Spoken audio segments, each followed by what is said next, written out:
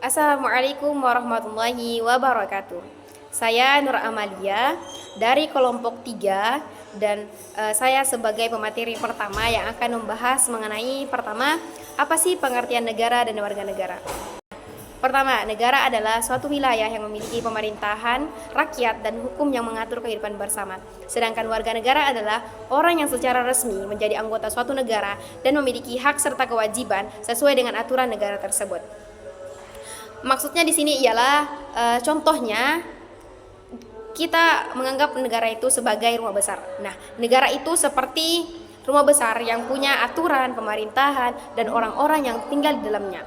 Nah, sedangkan warga negara adalah orang yang tinggal di rumah besar itu dan ikut aturan yang ada serta mendapatkan hak dan kewajiban. Nah, baik, kali ini kita akan membahas mengenai unsur-unsur negara. Nah, unsur-unsur negara terbagi menjadi dua, unsur konstitutif dan unsur deklaratif. Nah, unsur konstitutif itu wajib ada karena tanpa unsur konstitutif negara tidak bisa berdiri. Pertama, adanya rakyat. Nah, yaitu rakyat itu orang-orang yang tinggal di dalam negara itu. Yang kedua, wilayah. Wilayah adalah tempat atau daerah yang menjadi bagian dari negara seperti tanah, laut, dan lain sebagainya. Dan yang ketiga adalah pemerintahan. Pemerintahan yaitu pemimpin dan aturan yang mengatur negara agar berjalan dengan baik. Nah, sedangkan unsur deklaratif adalah sama saja dengan unsur tambahan, yaitu tidak wajib tapi penting, yaitu pengakuan dari negara lain. Jika negara lain mengakui keberadaannya, maka negara tersebut bisa menjalin hubungan internasional seperti perdagangan dan kerjasama sesama politik. Jadi, agar sebuah negara bisa berdiri, harus ada rakyat, wilayah, dan pemerintahan. Dan jika ingin diakui oleh negara lain, negara itu akan lebih kuat dan mudah bekerja sama dengan dunia luar. Nah, selanjutnya kita akan membahas mengenai teori terbentuknya suatu negara. Nah, teori terbentuknya suatu negara ini terbagi menjadi 4. Yang pertama, teori kontrak sosial. Nah, teori kontrak sosial ini memiliki 3 tahap utama. Yang pertama, keadaan alamiah. Nah, keadaan alamiah itu manusia hidup bebas tanpa aturan atau hukum. Dan yang kedua, perjanjian masyarakat, yaitu orang-orang yang sepakat membuat aturan agar hidup lebih tertib dan damai. Dan yang ketiga, negara yang terbentuk. Negara yang terbentuk yaitu negara hadir untuk menjamin hak-hak warga dan mengatur kehidupan agar lebih terorganisir. Singkatnya itu adalah teori ini menjelaskan bagaimana masyarakat membentuk negara demi keamanan dan keteraturan. Perkenalkan, nama saya Gina Kulata Eni Azara. Baik, di sini saya akan melanjutkan penjelasan dari pemateri yang pertama, yaitu tentang teori terbentuknya negara. Di sini terdapat 4 teori. Yang pertama, teori kontrak sosial, teori kekuasaan, teori ketuhanan, dan teori hukum alam. Nah, teori yang pertama sudah dijelaskan oleh pemateri yang pertama. Jadi di sini saya akan melanjutkan teori yang kedua sampai dengan teori yang terakhir. Menurut teori kekuasaan, negara terbentuk ketika kelompok yang kuat mendominasikan kelompok yang lemah. Dalam situasi seperti ini, kekuasaan merupakan komponen yang penting dalam membangun negara, di mana individu atau kelompok yang memiliki kekuatan fisik atau sumber daya alam lainnya menaklukkan dan memaksa kehendak mereka atas yang lebih lemah. Nah, terdapat contoh seperti berikut. Nah, ada contoh dari sejarah teori kekuasaan, yaitu banyak peristiwa di mana kekuatan ekonomi militer digunakan menguasai dan menjajah wilayah lain. Penerapan alam masyarakat modern menjajah oleh bangsa-bangsa barat terhadap bangsa timur adalah salah satu contoh nyata dari penerapan teori kekuasaan ini. Dalam masyarakat, teori kekuasaan juga terdapat dalam cara negara-negara membuat kebijakan dan peraturan seringkali mengutamakan kepentingan kelompok, berkuasa daripada kepentingan rakyat secara keseluruhan, memahami bagaimana terbentuknya dan beroperasi dibantu oleh teori kekuasaan. Selama penaklukan dan dominasi negara menjadi intensitas dan memaksa undang-undang kebiasaan kepada masyarakatnya, menggunakan teori secara untuk mempertahankan kekuasaan mereka dalam proses pembentukan negara. Teori ini menekankan hubungan antara kekuatan dan struktur sosial. Yang ketiga, teori ketuhanan menyatakan bahwa negara terbentuk atas kehendak Tuhan dan bahwa kekuatan negara dianggap sebagai pemberian Tuhan. Teori ini menyatakan bahwa sebuah negara tidak akan terbentuk tanpa kehendak dan takdir Tuhan. Pemasangan teori ketuhanan menurut keyakinan agama, teori ini berdasarkan pada keyakinan bahwa kekuatan negara berasal dari Tuhan.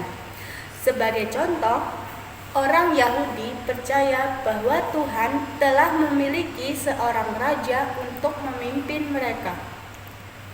Raja dianggap sebagai wakil Tuhan dan memiliki tugas tertentu yang harus dipenuhi.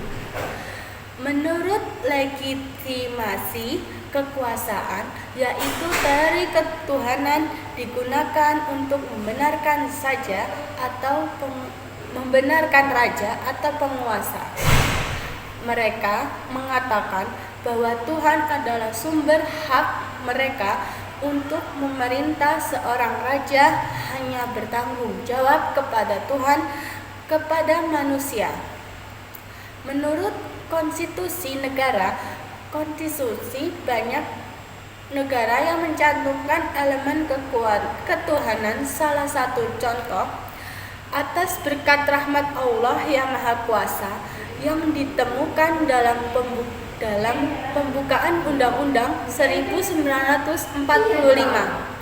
Dan yang terakhir, menurut teokrasi, sistem teokrasi tidak membatasi agama dan negara. Pengusaha mengklaim bahwa mereka memiliki otoritas langsung dari Tuhan. Kritik, kelompok yang menentang kekuasaan mutlak raja yang menganggap sebagai tirani yang tidak dapat dihapus, menentang teori ini. Teori yang terakhir yaitu teori yang keempat, teori hukum alam. Teori hukum alam menekankan bahwa hukum harus sesuai dengan prinsip moral kesehatan, dan nilai-nilai yang dianggap sebagai kebenaran universal dan sering dikaitkan dengan kehendak Tuhan. Teori ini berpendapat bahwa hukum berasal dari aturan universal yang abadi dan tidak tergantung pada hukum buatan manusia. Ada beberapa tujuan negara menurut berbagai pandangan teori. Yang pertama, kepastian hidup. Kepastian hidup berarti negara bertujuan untuk menciptakan ketertiban dan keamanan bagi warganya. Dalam konsep ini, negara harus memastikan bahwa masyarakat dapat hidup dengan tenang tanpa takut terhadap ancaman, baik dari dalam maupun luar negeri. Hal ini mencakup perlindungan terhadap hukum, hak asasi manusia, serta tatanan sosial yang stabil. Yang kedua, ada kekuatan dan kebesaran. Konsep ini menekankan bahwa tujuan negara adalah menjadi kuat dan berpengaruh baik dalam aspek politik, ekonomi, maupun militer. Negara dengan kekuatan besar dapat melindungi diri dari ancaman luar dan memiliki pengaruh di kancah internasional. Kemudian yang ketiga, kemerdekaan. Kemerdekaan dalam konteks tujuan negara berarti memastikan bahwa suatu bangsa bebas dari penjajahan atau intervensi asing serta memiliki kedaulatan penuh dalam mengatur urusan dalam negeri. Kemerdekaan juga mencakup kebebasan rakyat dalam menentukan pemimpin dan kebijakan negara tanpa tekanan dari pihak luar. Yang keempat, kesejahteraan. Kesejahteraan merupakan tujuan negara yang berfokus pada meningkatkan kualitas hidup masyarakat, baik dari segi ekonomi, kesehatan, pendidikan, maupun sosial. Negara yang mengutamakan kesejahteraan berusaha menciptakan kebijakan yang mendukung kemakmuran rakyatnya, seperti menyediakan layanan kesehatan gratis, pendidikan berkualitas, dan bantuan sosial bagi yang membutuhkan. Kemudian yang terakhir, keadilan. Keadilan sebagai tujuan negara berarti menciptakan sistem yang adil bagi semua warga negara tanpa diskriminasi. Negara harus memastikan bahwa setiap individu mendapatkan hak yang sama dalam hukum, ekonomi, dan sosial. Dalam negara yang adil, tidak ada kelompok yang diistimewakan atau dirugikan, dan setiap orang memiliki kesempatan yang setara untuk berkembang. Jadi, kesimpulannya, masing-masing konsep tujuan negara ini tidak harus berdiri sendiri, melainkan bisa saling melengkapi.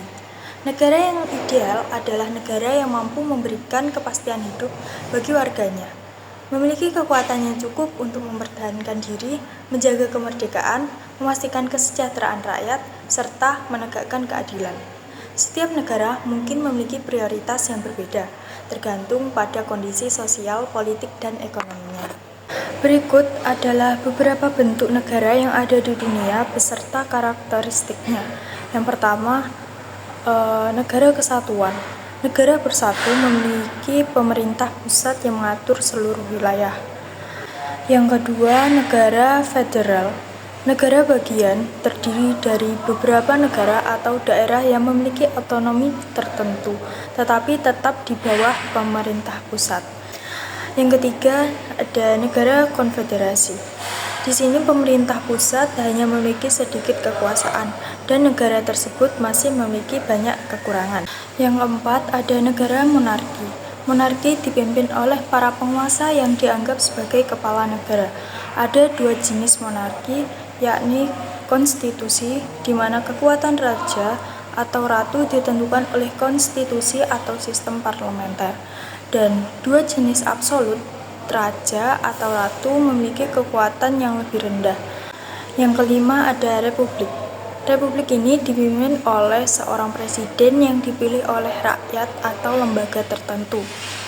Pemerintah dikelola oleh wakil rakyat yang dipilih dengan pembagian kekuasaan antara berbagai lembaga.